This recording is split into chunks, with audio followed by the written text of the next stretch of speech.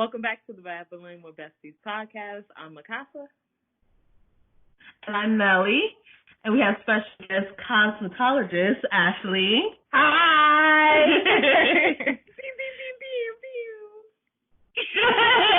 Today's episode is all about hair and beauty. Yes. For the ladies that listen to us and the one man, random man that listens to us too. Nothing wrong with that. Nothing wrong with that. Right. You might get some pointers, learn how to do something. Okay. Right. So we have a couple of questions that we wanted to bring you on and ask you today. And just like common questions that I think people that do home care, especially nowadays with like the coronavirus and everything was kind of shut down for a while, so they might have these questions to how to get their hair back in order. Yeah.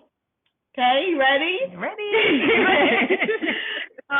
The first question we have for you today is, what is the difference between high and low porosity? So, low porosity is when your hair has a difficult time absorbing moisture, or the moisture has a difficult time penetrating your hair, either going in or out.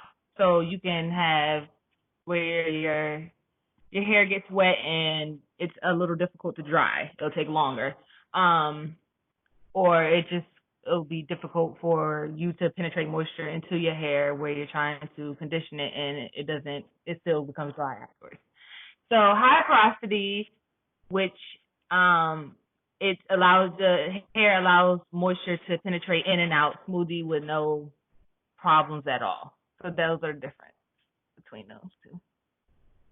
Good. That's good to know because I guess like that helps with choosing products that you need, right? Yeah. Yeah, definitely. So the next question is, what are some tips for stopping hair breakage? So number one for me would definitely be conditioning your hair, keeping your ends clipped, of course, because if you have split ends, it's just going to continue to grow up the hair shaft, and you will have breakage from that. Avoid too much tension, ponytails where you're pulling your hair, or braids if it's too tight and to the point where you're getting a headache. You got to take an Advil. You might want to lay off of it for a while. And yeah, that's pretty much it. And at the salon that I work at, Bodacious, in Easton, we use a conditioning product called the Mu Conditioning, and it's really great. It's a little deeper. It goes a little deeper than a regular deep conditioning. It actually penetrates the hair cuticle to the point where it restores moisture and brings the hair back to life. I like getting my hair done over there. You know what? When you said the name of the salon is Bodacious, you know what popped in my head? I don't even know. The prostitutes that are in GTA that walk with their kids. Oh, God. I'll Why? tell you later. Like somebody walking in like, oh yeah, I want my hair done. That's how they feel when they leave out. Got my hair done.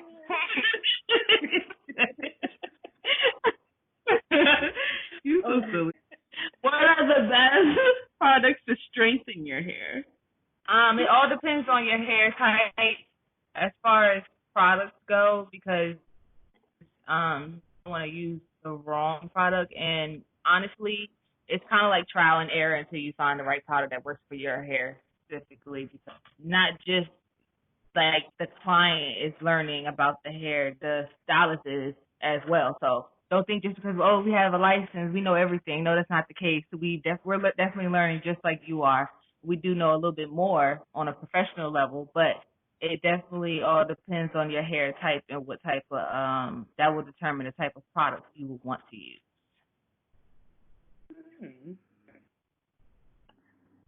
Okay, So the next question is, excuse me. What what are some good products for hair growth? That pretty much just goes back to where what the last question was strengthening your hair, because I mean people use like do grow and things like that, but it doesn't always work for everyone. So I'm not going to name a specific product that's going to help grow help your hair grow, but I do know that you just literally have to find out what product works for your hair, right. Your type, your own individual. Yes, because everyone's different. Okay, so how do you prevent heat damage when you're straightening your hair? So definitely want to use a heat protectant. Depending on the texture of your hair will determine the temperature of your iron. And the temperature of your iron will be determined by, like, if you have fine or damaged or chemically treated hair, then you're going to want to use below 300. If you have normal hair, you'll use it in between like 300 to 380, and then of course your coarse and extra curly hair, you'll use 350 to 400 as far as the iron goes. And you want to watch how much heat you add to your hair when you're passing it through with the iron, because people think they have to straighten their hair. Oh my God, it's so curly, so I have to pass it through like 10 times. Yeah, it's not that serious. Like, oh, so I'm flat enough. Right. If you have to take your time, and you can use the chasing the comb method, use the comb behind it, even though it's a little difficult, it takes time to learn. But use chasing the comb method, and you take your time and actually do maybe 1 or 2 passes. You'll probably get your hair as straight as you want to. That's a good tip, because the damage in my hair with the flat iron. Turn on for every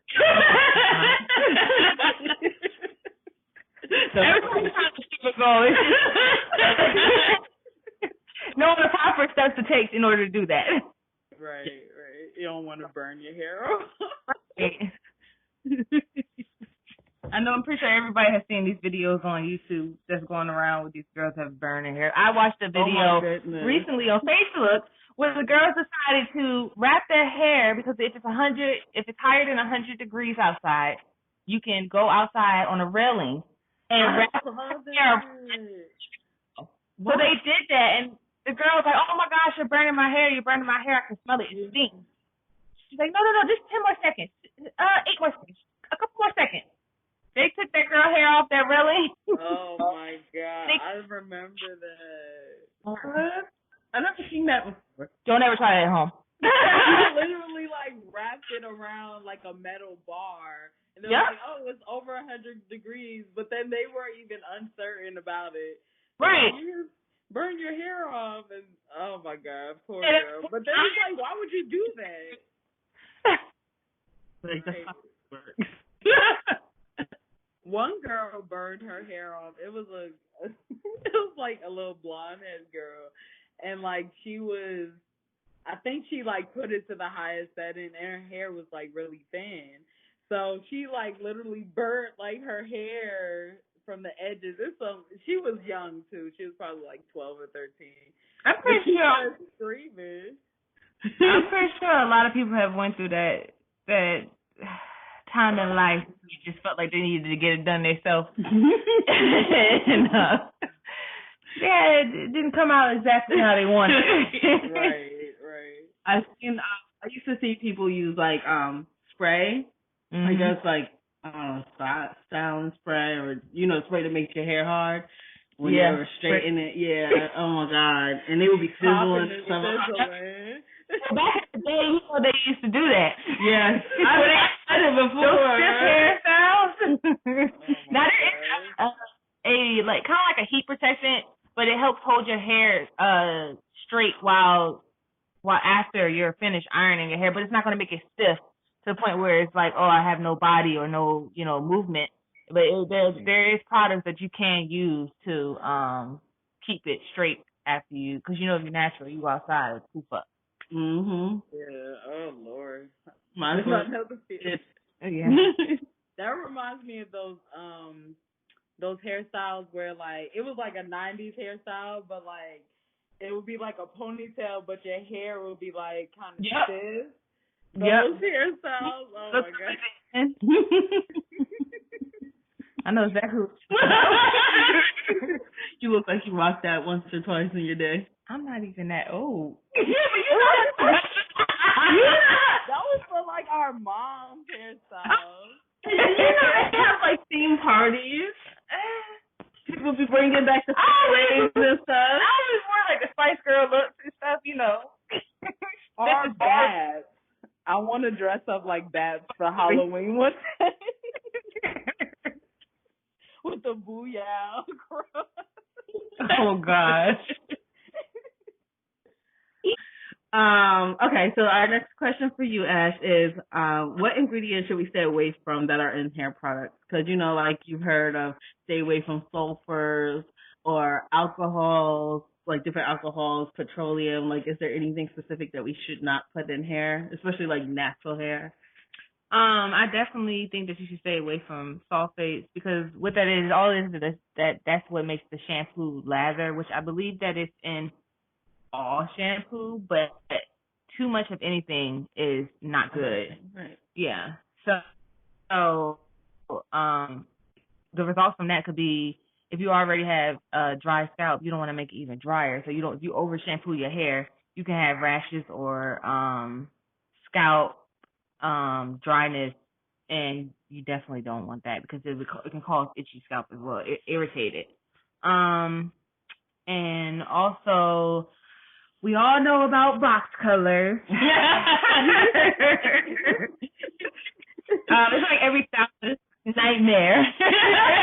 No, it's just the box colors. It's like, okay, well, if you didn't go to school for it, you don't know the right ratio and everything that comes with coloring. You don't know the color wheel and color of law and the law of color. It's very difficult to know what exactly you're putting in your hair and if it's actually healthy for your hair. If you didn't study it. So that's one thing that you might not want to do. You probably should leave to the professionals. Not saying everybody does. I mean, hey, it could be a struggle, but still, if you really want your hair to be healthy and not damaged, and I would definitely say leave it to the professionals with box color. A lot of people damage their hair with box color, and you can't go from red to black to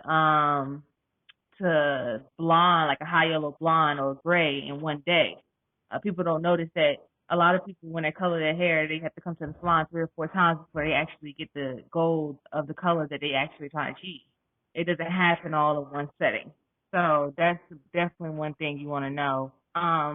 Also, silicones are found in shampoos and conditioners that clog your pores, which can dry the hair out from the inside out, which isn't good.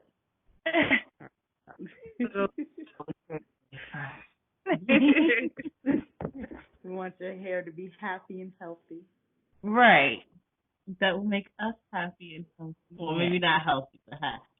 So, let's see. Since we were talking about coloring hair, what is the proper way to take care of color-treated hair when you do get it properly done? So you definitely want to use color-treated shampoo and conditioner. Make sure you go back to the stylist who did your color, because sometimes multiple people in your hair, everybody has a different way of doing everything, so it might not be the best. It's just an easy way to keep track of what's going on with your hair as well, health-wise. But getting your hair done, I mean, a lot of people, they'll go get their hair colored, and then they'll go home and think that's it. Oh, I don't have to do anything else. That's it. I'm done. No, you actually have to take care of it. You have to shampoo, you have to condition it, because color can dry your hair out if you don't take care of it properly, which can cause breakage. So you definitely want to make sure you're using the right products in your hair, and you want to use low heat you don't want to put a lot of heat in your hair because the hair is not necessarily damaged, but it's not as strong as hair that's not chemically has a chemical in it. So you definitely want to make sure you don't put a lot of heat in it, and just make sure you talk to your stylist and get the right preparations for the aftercare. There you go. Okay.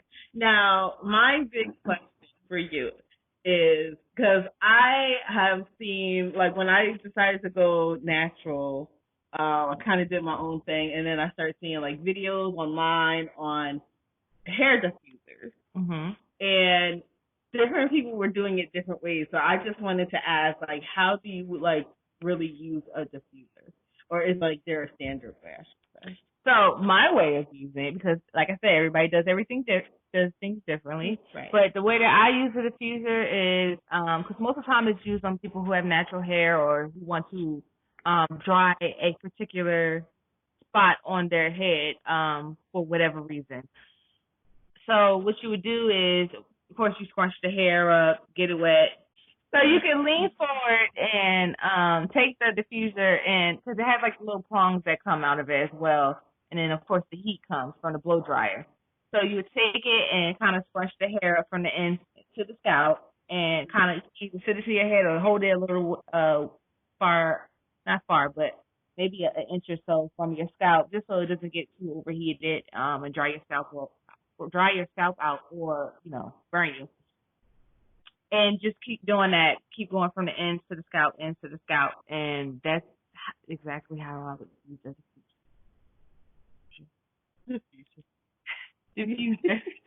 So the next question is, how often are you supposed to wash your hair?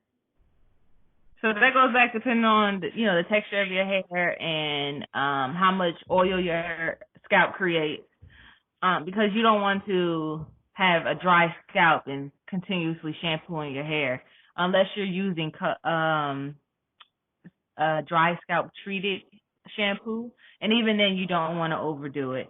A lot of people that have more oil in their hair, they would shampoo their hair more often. So it all depends on your hair type and how much oil your hair creates. Some people do once a week to once every 2 weeks. Some people do every day. Okay.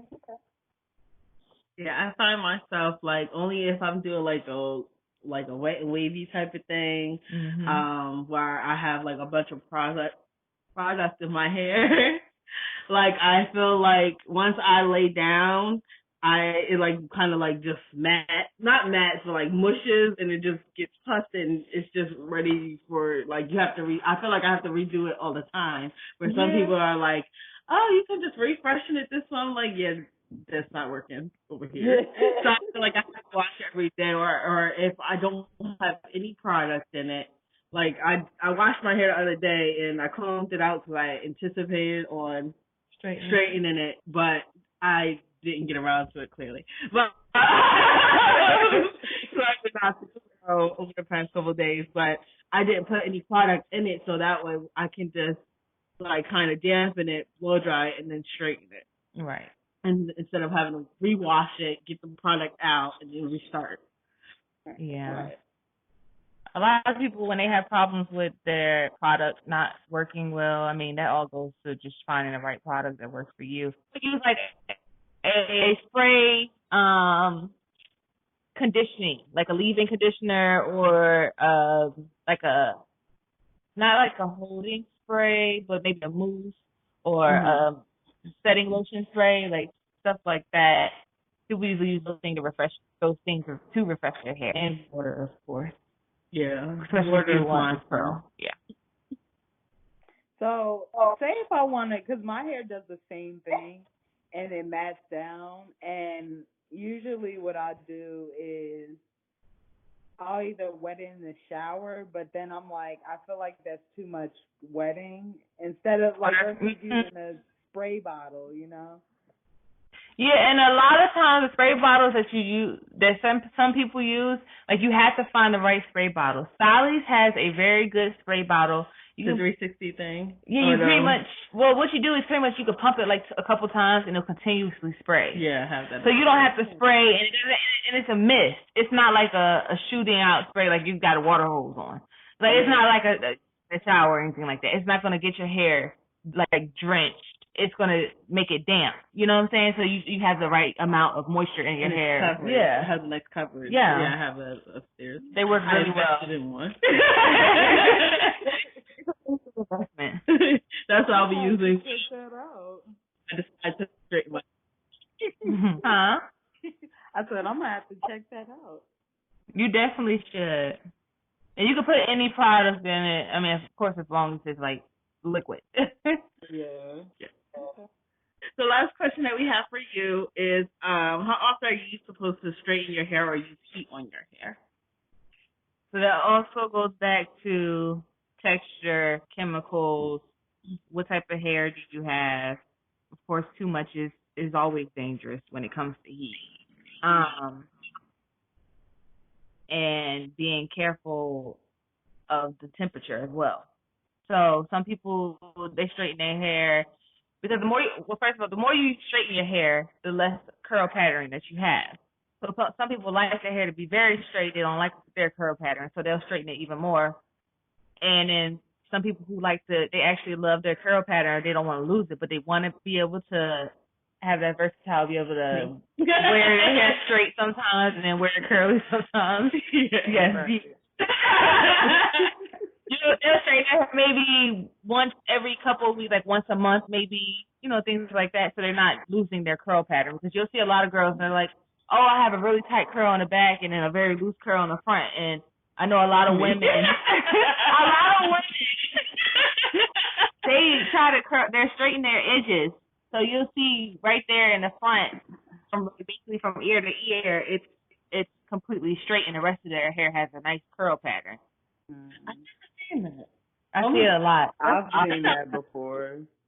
You know what I used to see when back in high school was the girls that would wear their hair like wet curly, but then straighten just their bangs. Yeah, they used to drive me crazy. Oh yeah. It'd be like this one big bang right here. Mm-hmm.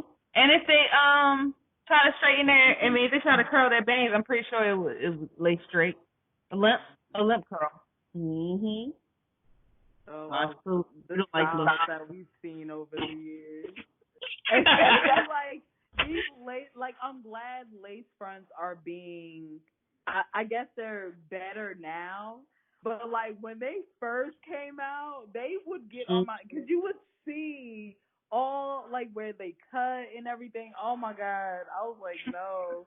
And sometimes they wouldn't even cut it in like a way where it's a natural hairline. It will be like one straight line. And I'm like, why do you think that's cute? Yeah, but I think that was just a style back in the day because nowadays you can cut your own baby hair. Yeah. They've gotten much better. You know what's better? To evolve. Even the wigs in general have evolved dramatically.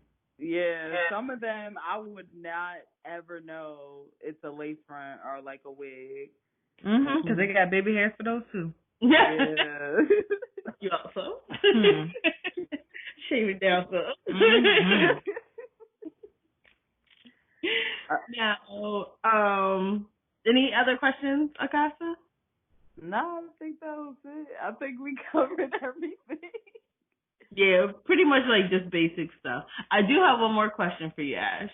Where can people find you, see your work, visit you?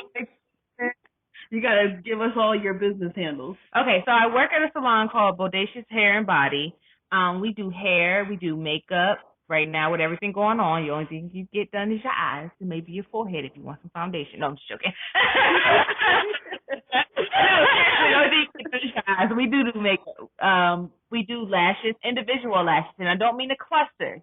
I mean individual lashes. Like if you pull a lash out, oh, one of my lashes fell out, like that type of individual. We do spray tanning, we wax, except for the lip, because we're not taking off the mask. The address for the salon I work at is 718 Philadelphia Road, Easton, Pennsylvania, 18042. The phone number is 610-438-2770. My hours are from Monday through Wednesday 4 to 8, Friday 4 to 8, and Saturday 9 to 4. And we also have a wonderful group of ladies that I work with who can also take you as well. I go. On Facebook and Instagram. Facebook Ashley Vinston and Instagram _34. Google me, no, I'm just joking.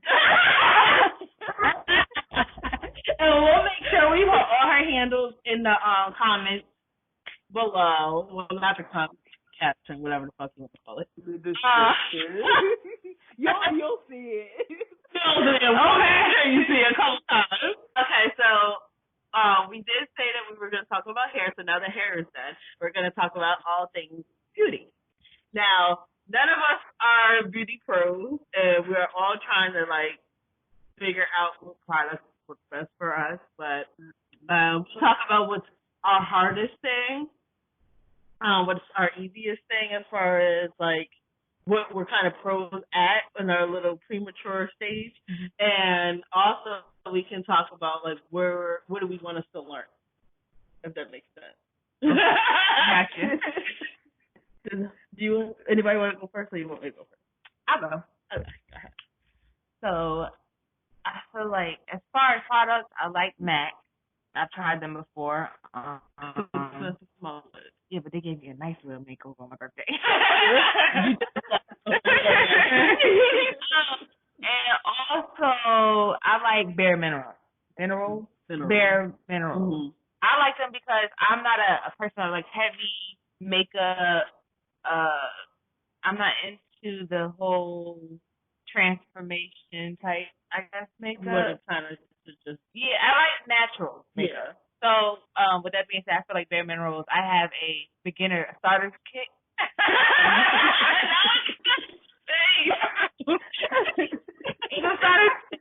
It's really good. They give you pretty much everything: foundation, primer.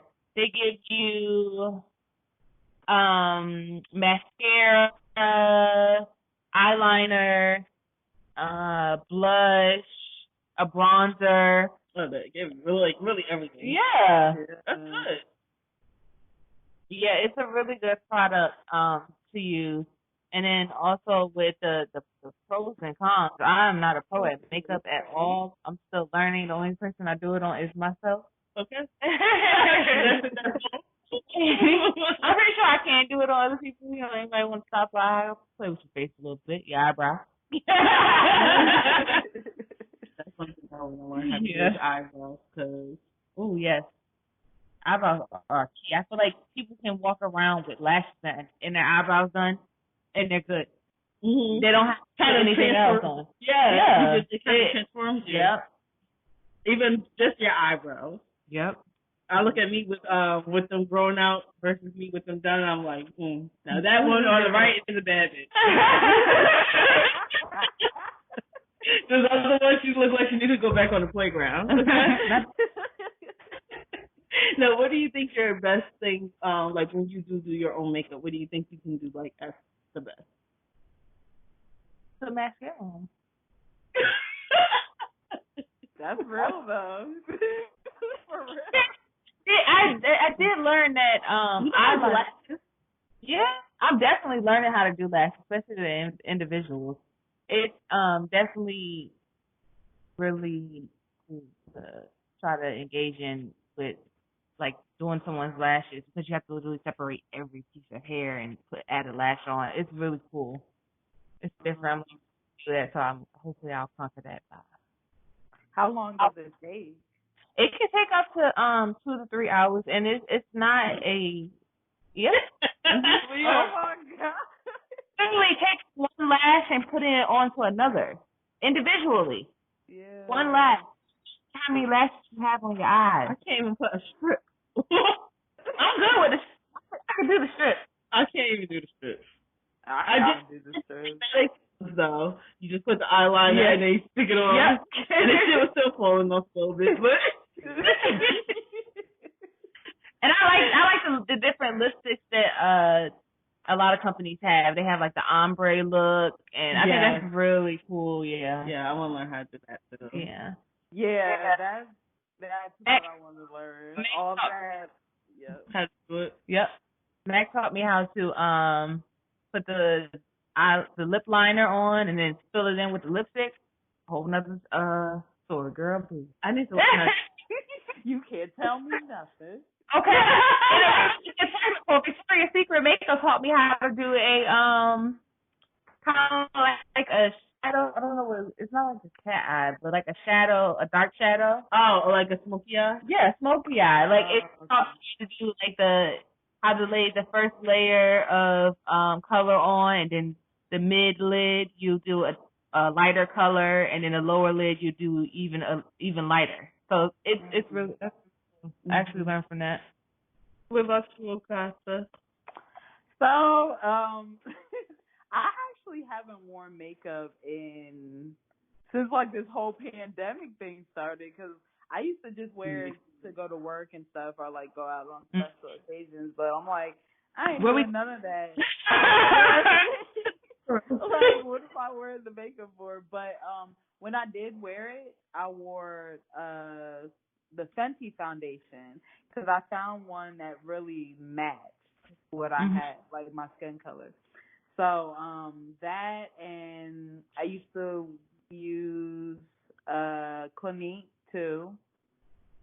But you know what it is? I would have to change my makeup like probably like every year, because I started off wearing MAC, because the first time I got a makeover was with like, you know, the MAC makeover, and I really liked their products. But then after like a year, I started like breaking out from it, so I had to switch like over and over again. So, but I do want to learn how to like contour, and you know how like those girls like put the lines on the face and stuff, and like just like you said, the ombre lips and everything. That's what I really want to do. Yeah. What do you think you're like semi-pro at? Ooh, if anything, like the thing that you can do as far as makeup. Put on foundation. I know how to spread it around my face so it'll look nice. Yep. But that's it. Like, I'll put that on, and eyeliner and mascara. Yeah. Yeah, I want to learn how to do quite a few stuff. So what's your makeup journey, Melli? I think, well, I'm trying to dabble a little bit in like eyeshadow and trying to learn how to do that. I really want to learn how to cut the crease because of the way my eyelids are set up. So if I can learn how to do that, I can really learn how to do my eye makeup. Mm-hmm. I want to learn how to do eyebrows, not like plucking them and stuff, but like with the makeup, the color. Yeah. And I don't even know. I was looking for my foundation upstairs. I don't know where it is at this point. I'll get back to you on that one. But I think the best thing that I know how to do is probably my eyeliner, my cat eye or cat eye. That's all I do. The wing eyeliner, yeah. Mm-hmm. That's all I do. You're good at it though. Well, by now I hope so. And it still be sometimes like lopsided and shit, but I do everything. That's the best that I know how to do. You make yourself way worse than anybody else. So you know what grinds my gears? What? When you do one eye, the other eye, you're like, oh, this one needs more, so you do more, and now it's too big. Next thing you know, you got a whole black spot. Like you got a fucking.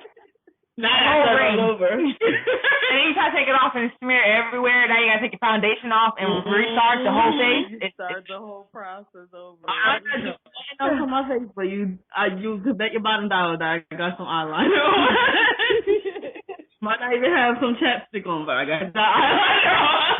Oh. Yeah, a lot of people get that their makeup, or they do their makeup, and then their whole face will be one color, and then they forget to put it on their neck. Yeah. And one a whole nother color.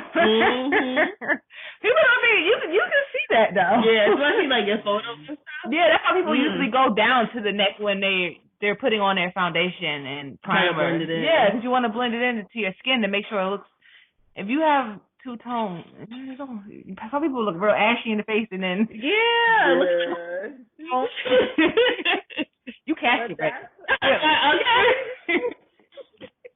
But that's how I look. Like I never worn powdered makeup, like the little powdered colors. I can't, because it makes my skin look ashy, and I never had like a good experience with it. So I'll only get like a color stick or the liquid foundation. Yeah.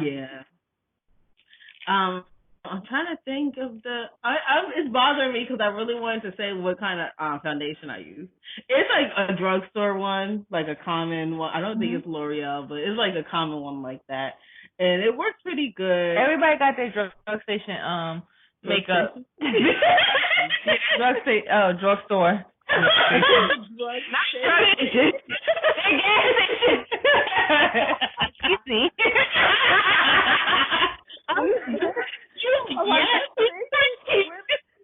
Where can I find this drug station? Y'all know I got some drug station. It's in drug. You got that pen from the drug station? So like that's exactly where I got it from, the drug station. But you know what? Shadow I really ended up liking the Anastasia. Mm-hmm. They have really nice colors, really nice palettes. Where do you get that from? Ulta. Okay. Yeah, they usually have them like cheaper. Okay. I mean, let me see. I got how much of my time. Right. One each. Right. Everything is Ulta. Okay. Get up. $600. That should be adding up, all those products. But yeah, a lot of stuff. Beauty is pain. Okay. Don't forget that. What state, like, learn how to contour. Yeah, I really do want to learn how to do that. I tried it and it just didn't work out. My face. I just feel like it's so many layers. Like, oh, that's a lot. I don't want too much on. Yeah, I hate the heavy makeup look. Yeah. Especially when it's hot and all that stuff melts off your damn face. Okay. Looking like, who did it and why? Looking like a milk.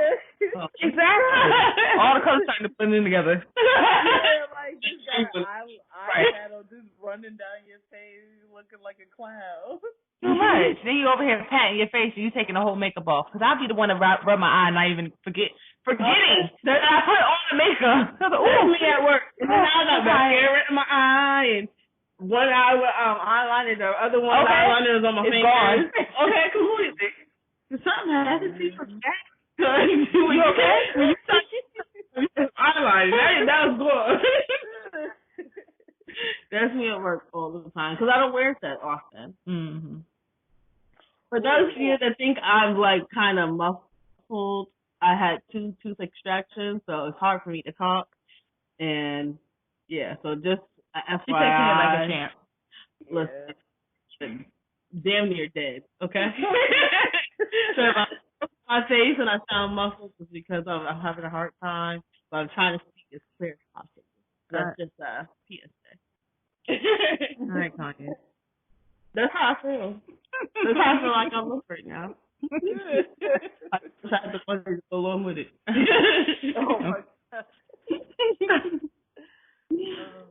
Wait, I wanted to ask what I guess this ties into beauty too. What face masks do you use, or like things that you use to like clean your face? I've been using Proactive for a very long time. I've heard bad things and good things about it. A lot of chemicals. I want to move more to a natural face wash. I just haven't found the right one. When I was younger, I had like really bad acne, and I used Proactive, and it worked really well for me. So I don't think it's for everyone, but I think it worked well for me personally. And then I started using it recently, and I felt like it worked okay. It wasn't as good as it was back when I was younger, but I did also find out that I wasn't using the same products. So now I'm about to start using the same products I used back in the day when I was younger, and I feel like that will help better. That's the one product that I use for my face. What do you use? Melli. I do. Well, when I can remember to use it. I have these two. It's like a night and day one. Yes, I use the Neutrogena when I remember to use it. And then I use like this moisturizer afterwards, and it kind of like makes it like it's kind of like a tingly, like your face kind of feels like cold and tingly. And before I use that to moisturize, I used to use like Pond, some kind of moisturizing things, like in like those little jar things, and it has like a pink one, whatever. And it's like white. It's white, but it's no, it's not white. What's your asking? Yeah, I was asking like, you know, they had like the white just you could use. Yeah, no, it's like a cream. Oh, okay. Yeah, so it's like a little container, and it's a white container, and it has like a pink ring. But I think they come with like a green ring or a blue ring or a pink one. Oh. Which means whatever different kind. Right. Yeah. So, and that's always been like it worked for me. So. But I never really had skin problems. The only time I ever really had skin problems was once I hit like 27 around my period. Oh, wow. I had more skin problems in my late 20s than when I was a teenager. But a lot of people, for me personally, what I've noticed with my hair is if my hair is really dirty and thick with product, I break out on my face. So I have oily skin. Mm-hmm. Oh, wow. But so I've noticed that if I keep my hair clean, my skin also stays clean. Wow. Yeah. Maybe you can't escape that if you put something into your face. It's all like kind of, it's all, yeah, pretty much. Like if you have oily skin, more than likely your hair is probably oily. I don't know what kind of skin I have. Because my nose will be like oily, but I don't think the rest of my face is oily. It might be now because I'm hot, but when you think about skin, when you think about skin is on your scalp. That's also skin. You know what I'm saying? It's all over your body. People who have dry skin could also have dry scalp. Now there's people who probably have, you know, opposite. Yeah, or they could have oily skin and scalp, but I don't think I've seen it like that. Usually kind of the whole it kind of goes hand in hand unless you have a disorder. What about you, Akasa? What kind of disorders do you have? Let me break out my little scroll of list of issues. Crop it. Let me just read off and check off. No, like my skin's always like giving me issues. I don't know if it's just the way I eat or too though. Yeah. All that what goes inside definitely comes out. All that. Oh, yeah, it does. When they take you out what you eat, no. Okay, a couple things and then seriously, a couple pounds of chicken. I'm telling you, like, especially I know if I eat like beef or like greasy ass food, my skin not so much breaks out, but it just feels like weird. Like, it just feels dirty, and like I feel like my pores are clogged. But let me see, what do I use almost? I use like black soap sometimes, and then I'll get I've used that before. I heard it's good. Mm-hmm. Yeah, it is. It like leaves my skin like really soft. Mm-hmm. And then I'll use like a brush to kind of like exfoliate my face. Same. Like, I had a brush. Yeah. Some one of these kids then fucked it up and now it don't work. Now I gotta get I used to take the pump my Neutrogena and then turn it on and Yep. I have a brush from Proactive that they sent me. It's like a mechanical one. It runs on your face in a circle. What can? Or what? It's like spins. Is it a robot? Yeah. Is it like a test? It's a small machine. Thank you. Cut it out. I got to spin that robot in a circle and it just clean my face. Like you just put it on. The vacuum, the little round one that just got.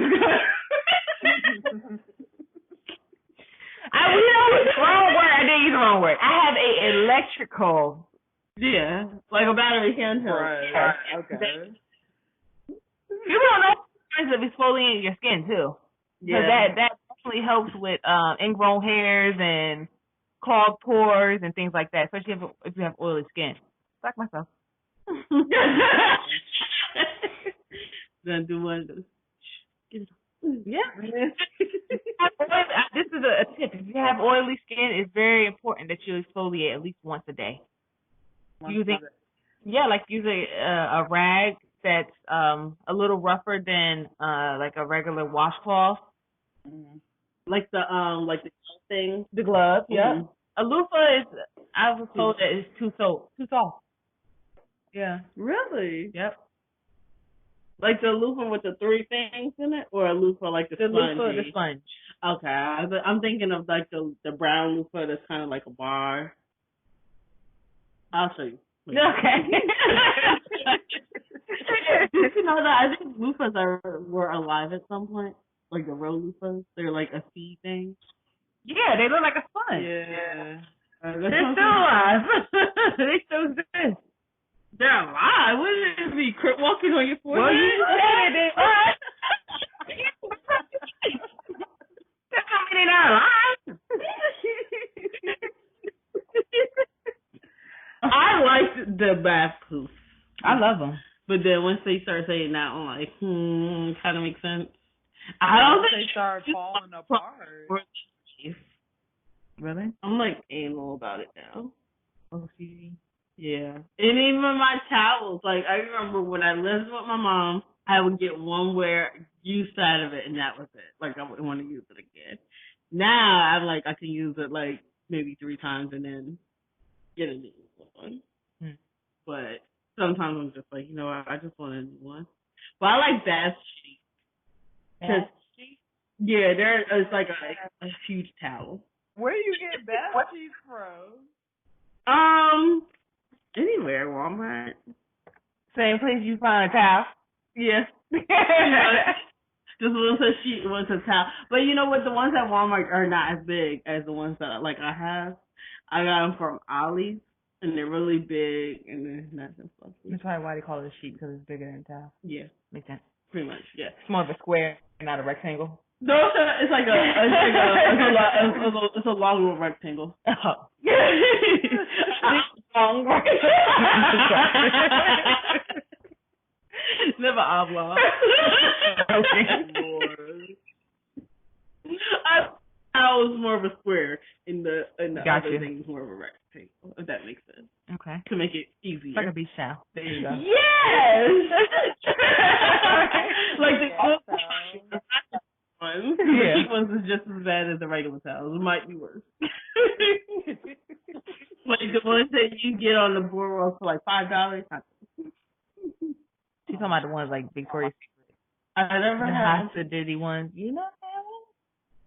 I got everything else under the sun except for that. Okay. We have 2 Black-owned businesses of the week. The first one is called Melli and Akasa.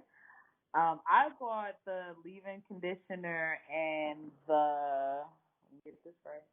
The leave-in conditioner and the long-lasting definition styling cream. And I think they work pretty good. So hit them up.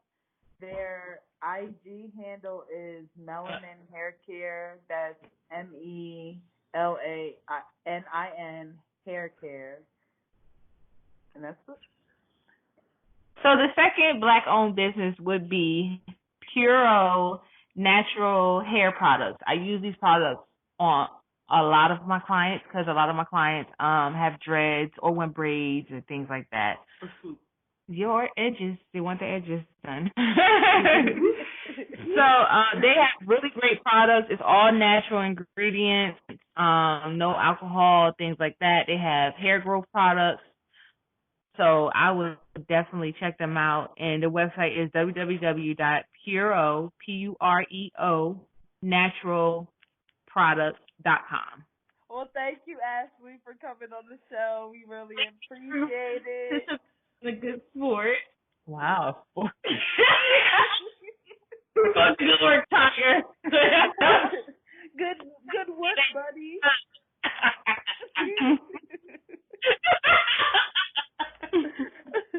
Well, that's it for today's episode of Babbling with Besties, and we hope that you tune in next week.